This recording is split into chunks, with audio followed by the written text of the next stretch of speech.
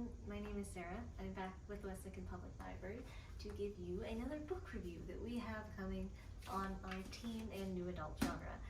Now, I am recommending one today that I think has a lot of crossover appeal.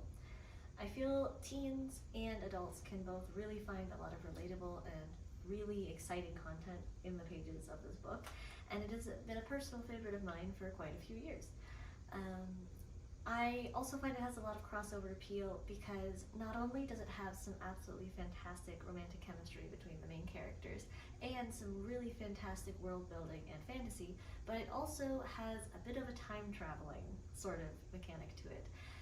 With dual perspectives between not only people and timelines, it gets right into the heart of how other people can see someone through another person's eyes. And I really do appreciate how deeply the author goes into working to build both of the main characters as well as the antagonist that we meet. This book that I'm discussing today is none other than The Invisible Life of Addie LaRue by V.E. Schwab. Now, V.E. Schwab is known for building really intricate and complex worlds based around magic. And I know for some people, magic is not their thing, and that is okay. However, I still recommend that everyone can give this novel a try, even if magic isn't particularly their cup of tea. The reason being, as I said before, there are dual perspectives throughout this novel. Some of it takes place back in the 1700s in Paris, and the rest of it takes place in modern-day New York City in the 2000s. And while the fantasy is definitely not something that is an overwhelming aspect of this novel, it does help to build a kind of connection, I find. It is not jargon heavy, so don't worry. You don't have to worry about remembering the names of any Fae High Lords or what the new continents are called or what their currency is. Truthfully, you might even forget that magic or any sort of gods or anything along those lines were even a major part of this novel, simply because it pulls you in so fast, you have no trouble getting into the lore and the world building.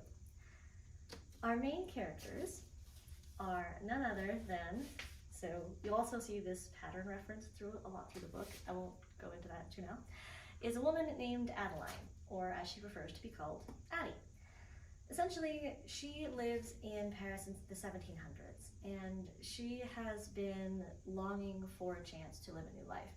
She needs more time, freedom, to escape the expectations of her parents and the tiny little village that she's grown up all her life. She wants to see more of the world.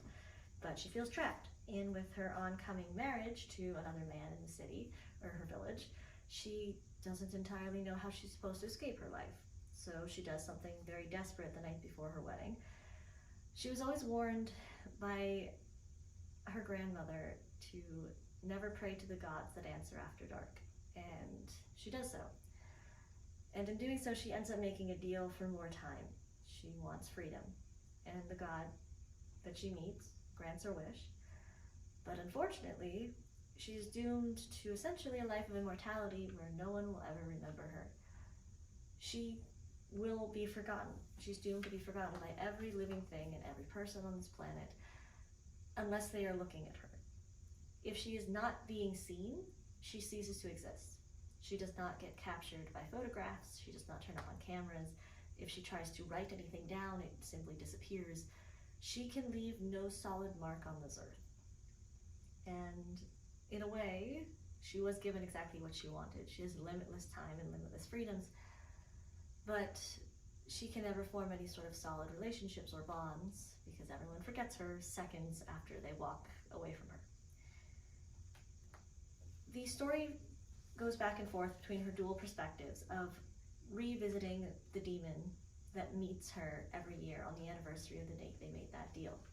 He wants to see what she's doing with her life, and in ways she tries to show him up, show she's doing well, because every year he comes to ask for her soul and he'll end her suffering and he'll end their deal. She manages to hold out for quite a while, several hundred years, until our story, the main plot of it, takes place in New York, where she meets a man named Henry, who is working in a bookshop. And for some reason, he is the only man that remembers her. She tries to go in and just essentially take a book off his shelves, used to no one ever noticing her or remembering her after a brief incident, and she is shocked when he does. They go for coffee, They talk. He seems lovely, well-educated, good for conversation, a very nice man, but nothing out of the ordinary to her, at least.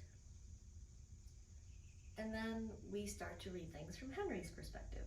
We learn about his life, his failed engagement to a woman, the pressures that his families have on him, and his Jewish backgrounds.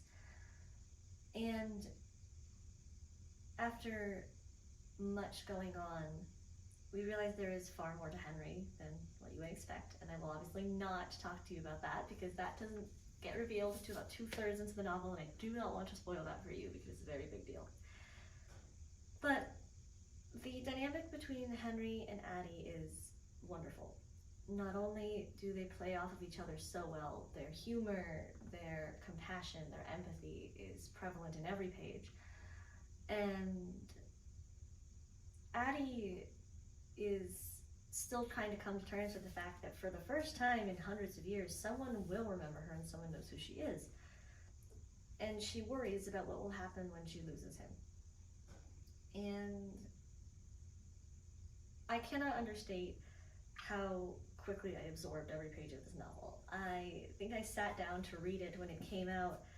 I waited about probably a year after it came out because so many people were talking about it. It came out in 2020, and everyone said this book was 5 stars, and I do not believe that. I didn't believe that on a lot of the social media that were posting it. I've been fooled so many times, so I went into this book with a grain of salt, although I do have loved many of the Schwab's works before.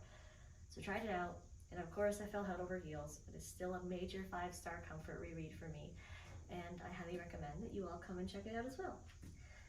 It is a standalone novel, so if you're looking for a book to simply sit down, laugh, cry, and enjoy the beauty that humanity has to offer, I would come and check out The Invisible Life of Addie LaRue.